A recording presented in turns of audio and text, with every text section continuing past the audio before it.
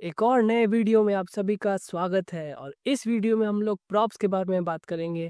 पर प्रॉप्स के बारे में बात करने से पहले कल मैंने आपको बताया था कि स्टेट जब भी एक कंपोनेंट में चेंज होगा तो वो कंपोनेंट री रेंडर होगा। यहाँ पे मैंने एक काउंट स्टेट बना रखा है और एक बटन बना रखा है जिसके ऑन क्लिक पे हैंडल क्लिक फंक्शन कॉल होगा और हैंडल क्लिक फंक्शन के अंदर मैंने सेट काउंट को कॉल किया है, जिसके अंदर हम सेट काउंट के प्रीवियस वैल्यू में 1 जोड़ देंगे।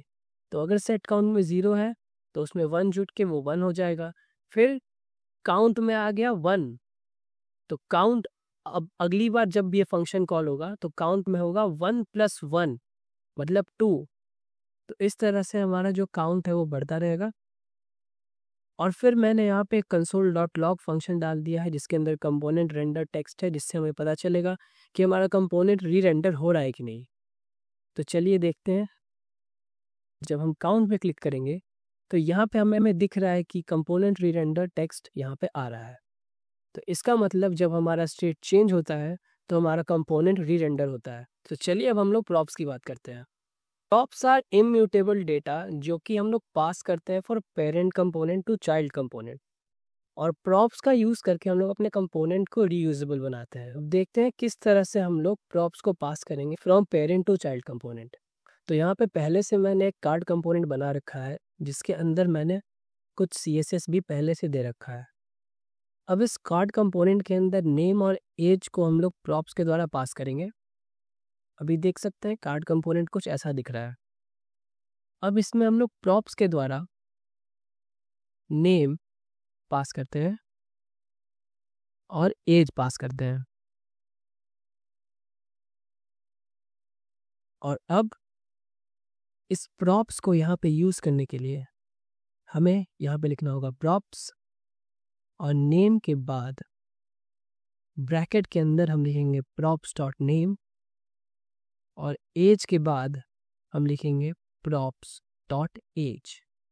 कर्ली ब्रेसेस के अंदर ही लिखना होगा वरना ये काम नहीं करेगा।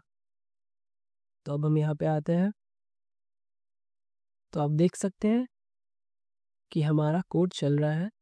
तो अब इस कार्ड कंपोनेंट को हम बार बार यूज़ कर सकते हैं। हम एक कार्ड कंपोनेंट और बनाएंगे, उसमें हम दूसरा वैल्यू दे सकते हैं लाइक राज और एज 20।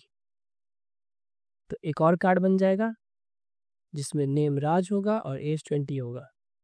तो इस तरह से प्रॉप्स का यूज़ करके हम लोग किसी भी कंपोनेंट को रीयूज़ कर सकते हैं।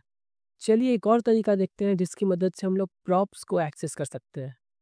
तो सबसे पहले हम एक ब्रैकेट देंगे और उस कर्ली ब्रेसेस के अंदर हम लिखेंगे नेम और एज। जो भी प्रॉप हमने पास किया है यहाँ से सेम चीज़ हम यहाँ पे लिखेंगे। इसे हम कहते हैं प्रॉप्स डीस्ट्रक्चरिंग। अब यहाँ पे हमें props.name लिखने का कोई ज़रूरत नहीं है, अब हम डायरेक्ट नेम भी लिख सकते हैं और यहाँ पे हम डायरेक्ट एज भी लिख सकते हैं, तब भी ये कोड काम करेगा। तो इसे कहते हैं प्रॉप्स डीस्ट्रक्चरिंग। अब देखते हैं किस तरह से हम लोग स्टेट को पास करेंगे एज अ प्रॉप। तो सबसे पहले हम बनाएंगे एक स्टेट जेंडर सेट जेंडर के नाम से, और जेंडर में हम देंगे मेल। और यहाँ पे जेंडर में हम लोग पास करेंगे कर्ली ब्रेसेस के अंदर जेंडर। तो कर्ली ब्रेसेस के अंदर हमें स्टेट पास करना होगा और अब जेंडर को हम लोग यहाँ पे एक्सेप्ट करेंगे यूजिंग आवर प्रॉप्स डीस्ट्रक्चरिंग जेंडर। और यहाँ पे हम लोग एक नया S2 बनाएंगे जिसमें हम लोग देंगे जेंडर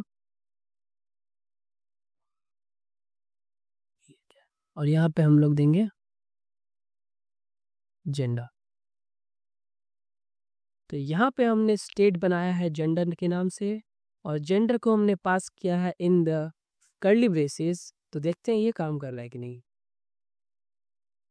तो इस तरह से हम लोग स्टेट को पास करते हैं from a parent component to a child component. एक कर्ली ब्रेसेस के अंदर हमें उसे पास करना होता है। तो आज के लिए बस इतना ही। मैं मिलता हूँ आपसे अगले वीडियो में। Bye bye.